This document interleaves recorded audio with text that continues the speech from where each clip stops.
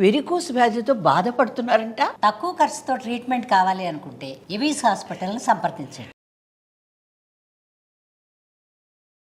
అమ్మ నమస్తే. నమస్తే అమ్మ జయలక్ష్మి. అమ్మ శ్రీకృష్ణుడి గురించి చాలా కథలు మనం చెప్పుకుంటూ ఉంటాం.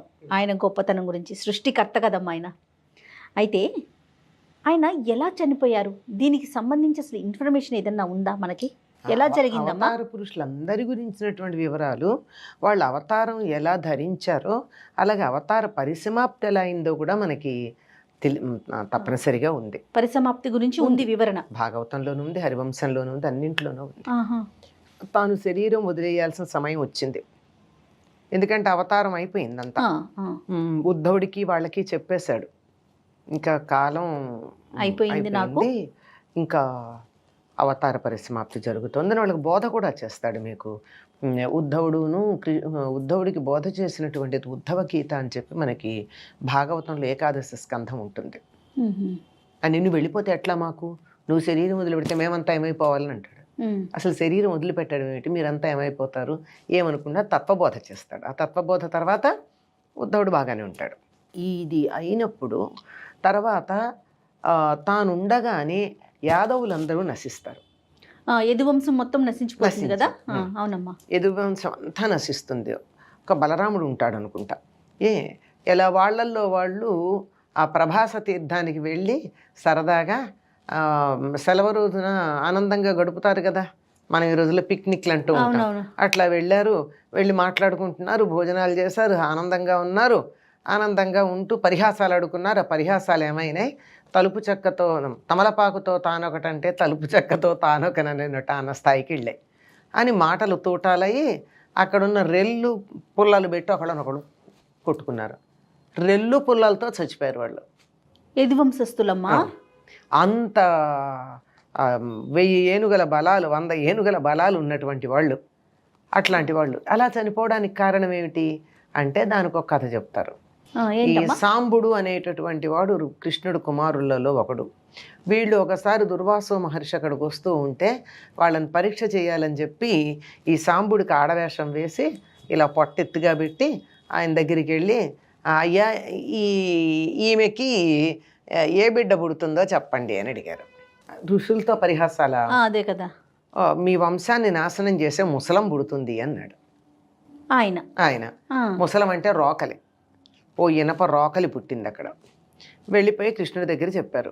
ఆయన నిజంగా కాదు కదా, ఆయన కూడా రోకలి వచ్చిందమ్మా. అంతే, ఆయన రోకలి పుడుతుంది. ఇప్పుడు అది నిజంగా ఆడదైతే ఆ సాంబుడు ఆడవాడు అయ్యి ఉంటే అమ్మాయో అబ్బాయో పుట్టేది కాదు కదా. అంచేత వాడికి అక్కడి నుంచి అక్కడ ముసలం వచ్చింది. అక్కడికక్కడ ఇనప రోకలి. వెళ్ళిపోయి తప్పులు చేయడం, ఏం చేయాలని అడగడమే కదా. వెళ్ళి అడిగితే మీరు దీన్ని శుభ్రంగా అరగదీయండి, అరగదీసి సముద్రంలో కలిపేయండి అన్నారు. రోకల్ని ఇనపది కదా. వీళ్ళు కష్టపడ్డారు, రాతి మీద అరగదీశారు, సముద్రంలో కలిపారు. కానీ ఇనపరాజను సముద్రంలో కలుస్తుందా? కలవదు. అట్టెట్టులాగా తేలొచ్చి దాంట్లో నుంచి రెల్లు పుల్లలు పుట్టాయి. ఆ రెల్లు ఒకదాంతో ఒకటి, అది ఇనప లక్షణం ఉంది కదా, పొడుచుకుని చచ్చిపోయారు. ఈ వీళ్ళు చిట్ట చివరికి ఏం చేశారు, ఓ సన్న పుల్ల మిగిలింది లోపల, ఇనపది చువ్వ. అక్కడ దాకా వచ్చాక ఈ కాస్తకే ఉందిలే అని చెప్పి దాన్ని పడేశారు. దానిని ఒక బోయవాడు చూసి ఎంత బాగుందో, ఇనపది చాలా చక్కగా ఉందని దాన్ని బాణంగా తయారు చేసుకున్నాడు. ఆ బాణం కృష్ణుడికి తగిలింది. ఎట్లా, వీళ్ళంతా యదువంశంలో వాళ్ళందరూ నశించారని తెలిసింది. జరగాల్సిందే కదా. ఎందుకంటే అందరూ ఇప్పుడు భూభారం తగ్గించడానికి వచ్చాడు. కౌరవులందరూ నశించారు. పాండవుల్లో కూడా కొద్దిమంది ఉన్నారు, కొద్దిమంది చనిపోయారు కదా. ఈ నాయకులు ఉన్నారు, కొంతమంది ఈ పక్షాన కూడా చనిపోయిన వాళ్ళు ఉన్నారు కదా. ఇక మిగిలింది ఎవరంటే యాదవులను ఎవ్వరూ ఏమీ చేయలేరు, అంత బలవంతులు. కనుక వాళ్ళల్లో వాళ్ళకే ముసలం పుట్టి చనిపోవడం జరిగింది. ఇది జరగాల్సింది కనుక ఎలా చూశాడని చెప్తారంటే, తెర మీద జరుగుతున్న నాటకాన్ని చూశాట, తన వాళ్లే చనిపోతుంటే. కృష్ణుడు ఆయనకేమీ బంధం లేదు కదా. అయిపోయిన తర్వాత ఇంకా తన అవతార పరిసమాప్తి చెయ్యాలి అనుకునేటువంటి సమయంలో అరణ్యంలో ఒక రాతి మీద పడుకుని కాలి మీద కాలు వేసుకుని ఇలా ఒక కాలు ఇలా మడిచి ఒక కాలు వేసి ఆ వేసినటువంటి కాలు ఇలా ఊపుతున్నట్ట. ఊపుతుంటే నల్లనివాడు కదండి, దాని మీద మంచి కాంతి పడింది. అరికాళ్ళేమో ఎర్రగా ఉంటాయి, కాలు ఈ బయటేమో నల్లగా ఉంటుంది. సూర్యకాంతి పడేటప్పటికీ నున్నగా మెరుస్తూ అనేక రంగులు వచ్చాయి. వస్తే అది చూసి నెమలి కంఠము అని ఆ కంఠానికి వేసి బాణం కొడితే ఆ నెమలి నాకు వశం అవుతుందని దూరం నుంచో బాణం వేసి కొట్టాడు పోయేవాడు. ఆ బాణం దెబ్బకి శరీరం వదిలాడు. బాణానికి ప్రాణం పోతుందా? కాలి బొటన వేలికి దెబ్బ తగిలితే ప్రాణం పోతుందా? శరీరం అవతార పరిసమాప్తికి ఏదో ఒక వంక, అదొక కారణం, అంతే. అదొక కారణం. ఆ సమయంలో వాడు వచ్చి ఏడుస్తాడు, పర్వాలేదంటారు అదంతాను. ఆ తర్వాత అక్కడే ఆ సమయంలోనే వచ్చినటువంటి వాళ్ళు తర్వాత ఎప్పుడో తెలుసుకుని అతడికి అంత్యక్రియలు చేశారు. వెంటనే ఏం జరగల కృష్ణ భగవానుడికి. ఇది కృష్ణావతార పరిసమాప్తి. మరి ఈయన కుమారులు ఏమయ్యారమ్మా? అసలు ఎంతమంది కుమారులు ఈయనకి? ఈయనకి చాలామంది ఉన్నారు కదమ్మా, బోల్డ్ మంది. ఇప్పుడు 16,100 మంది రాజకుమార్తెల్ని పెళ్లి చేసుకున్నాడు, ఒక్కొక్కళ్ళకి 10 మంది పిల్లలు.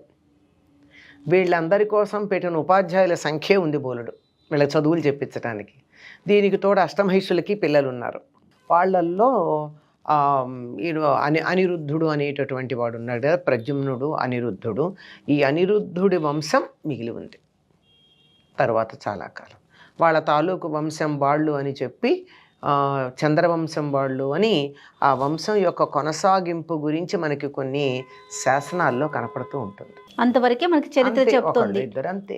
ఆ తర్వాత ఏమవుతుంది, ఇది 5,000 సంవత్సరాల నాటి మాట, 5,200, 300 అక్కడి నుంచి. ఆ తర్వాత ఏమైంది, ఆయన శరీరం వదిలాడు. ఆ తర్వాత నెమ్మదిగా వాళ్ళ వంశం వాళ్ళు రాజ్యపాలనలు లేవు, రాజులు లేరు, అక్కడ ద్వారకే మునిగిపోయింది. వాళ్ళు యువతల గట్టికే వచ్చేసారు కదా, అప్పటికే ద్వారక మునిగిపోతుంది, మీరందరూ ద్వారకని ఖాళీ చేసి వచ్చామని చెప్పాడు. వీళ్ళందరూ బయటకు వచ్చేసారు. ఉన్న వాళ్ళల్లో ఆడవాళ్ళు కొంతమంది మిగిలారు యుద్ధంలో కాని వాళ్ళు. అట్లా మిగిలినటువంటి వాళ్ళల్లో ఆ చంద్రవంశానికి చెందినటువంటి వాళ్ళు కొద్దిమంది మిగిలారని చెప్తూ ఉంటారు. కానీ చాలా కొత్త విషయాలు, తెలియని విషయాలు తెలుసుకున్నామమ్మ. నమస్తే. నమస్తే అమ్మ.